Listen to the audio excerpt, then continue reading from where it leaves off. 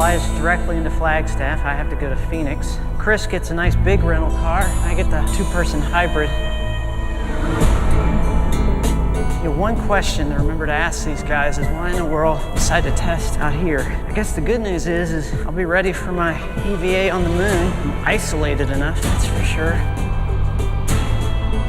You know, Barbara, I'm glad. This year, we're not going to be bothered by that guy, Bill Blake Bond. I forgot what the heck his name is, but we're not going to see him here this year. Why not? I kind of like the guy. Well, I kind of gave him some special instructions, and I think they're going to lead him in a different direction.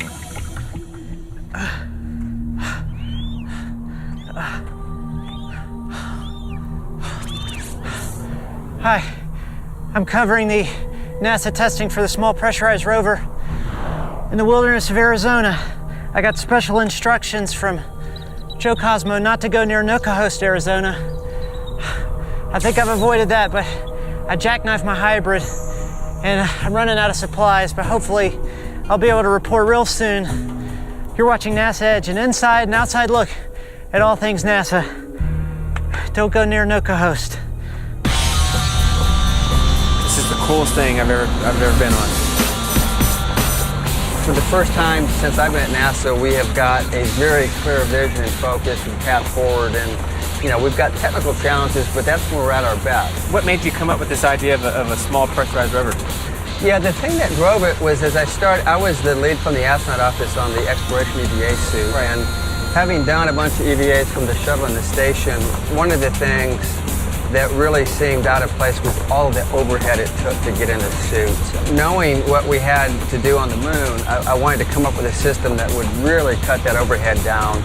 And then with the safety issues of the solar proton events and things of that nature, it just occurred to me that if we could always stay close to a pressurized safe haven, that would be a great way to do operations, and that if we could get the same visibility from inside that we could in a suit, then we'd spend less time in the suits. And one of the key features here is that we actually have the main pressure vessel surrounded in water. And water is a great absorber of solar protons. And so we take that water, and because we're going to be at the South Poles, we have a radiative surface on the roof, and so that water is going to freeze. And then we have our avionics mounted to that thermal interface, so we don't need to have cold plates and pumped water loops to cool our avionics. So what we'll end up with is this very simple, passive thermal control system that also provides the solar proton protection. Now, one of the big advantages of a pressurized rover versus an unpressurized rover is that you can go out for longer distances, right? Exactly. In fact, the SPR system, there's always two of them. So we can go out and we think up to 1,000 kilometers, and if any one breaks, so there's two people in each one, if one breaks, all four people can get in the other one and come back. So we always have a redundant way to get back to the base and the lander. Everything's digital, it's on computer based now. Tell me about the drive system here. Well, we have push button or touchscreen displays, and everything is pretty much push button. So it makes it much easier than for the astronauts. You don't have to have an instrumentation panel. Exactly.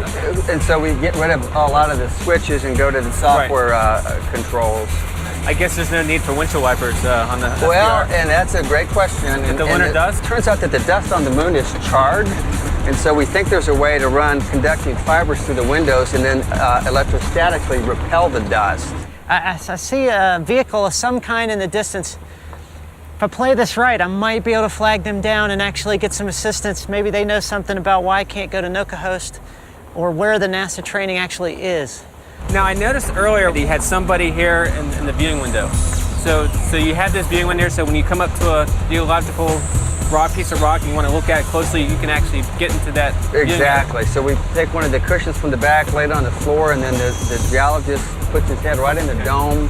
Any plans to have any instrumentation where if I'm in that viewing window, I'll have mechanical arms coming out to you know, if I can get out of this vehicle in 10 minutes or less and pick up the exact rock I want, why do I want to fiddle around with a robot arm? Okay, great. Now, having said that, we picture robot arms possibly as a work package so that when the crew isn't on the moon, the ground could operate the vehicle you know, in a much slower mode using the robot arms. I mean, you guys have really done a great job in terms of the human factor standpoint. You got comfortable seats, you got a great viewing window. You all had to keep that in mind when designing this. Yeah, that was one of my top priorities. We worked really careful with our human factors folks. We felt that it was going to be really important to have good sleeping bunks and actually the ability to have private sleep stations so you feel like you get a little privacy. So you do have facilities on board here that you can go to the bathroom? Absolutely. Okay. We And have a waste control system in the back, and we actually even have a personal hygiene shower hose so we can take a sponge bath. We're actually taking a stepwise approach where this year we're going to live in it for 3 days, and we're recording all these human factors. If all those look pretty flat at 3 days, then we're going to push it up to 10 to 14 days next year. I would love to go to the moon, and I'm working very hard on these things to make that possible. And if I'm lucky and we get there fast enough, I'll have a shot at it myself, and if I don't, it's going to make it better for those that come behind me. So either way, we're going to win here.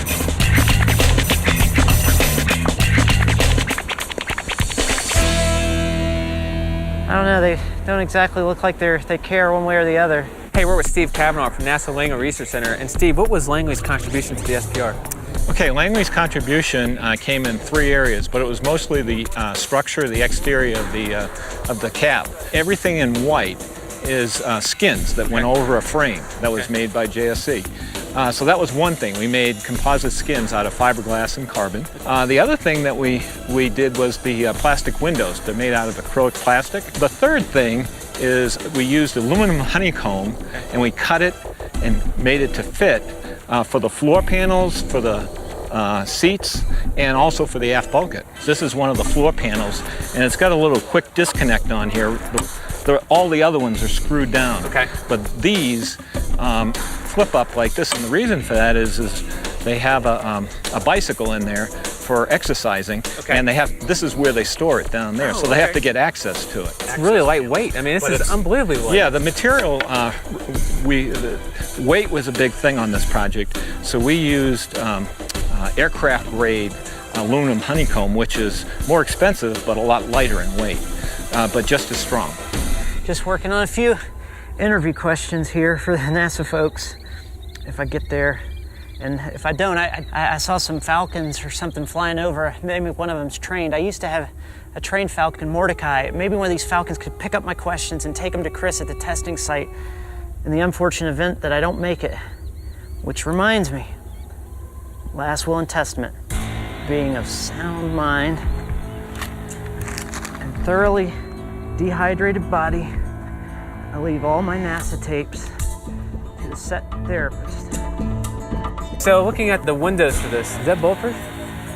No, those aren't bulletproof. No. Those aren't bulletproof. Okay. However, I can say this, the requirement was to use polycarbonate plastic. Polycarbonate is a very extremely hard plastic which you can take a baseball bat to, and it's pretty close to being bulletproof. You know, by the time we get to the moon, we might have invented some materials that we don't know about yet. That's right. That we can use for the SPR.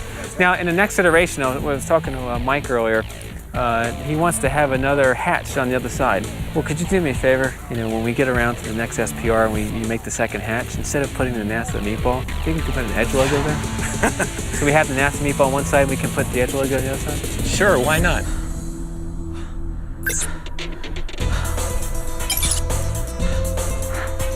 I don't believe it. The test facility is right smack dab in the middle of Nokohost, Arizona. Joe Kosmo. We've got a solution to that. Oh, cool. Well, Steve, thank you so much. Let us know when you get the next iteration. Okay. See, Blair knows some people at JC. We'll still have to work on that. So, in fact, I need to find Blair because I don't know where he's at. All right. All right. They're on their way here, getting real close. So I'm going to try to flag these folks down and see if I can't get a glass of water and maybe a ride to the NASA testing. You're watching NASA Edge, an inside and outside look at all things NASA. Hey, hey, over here. This is NASA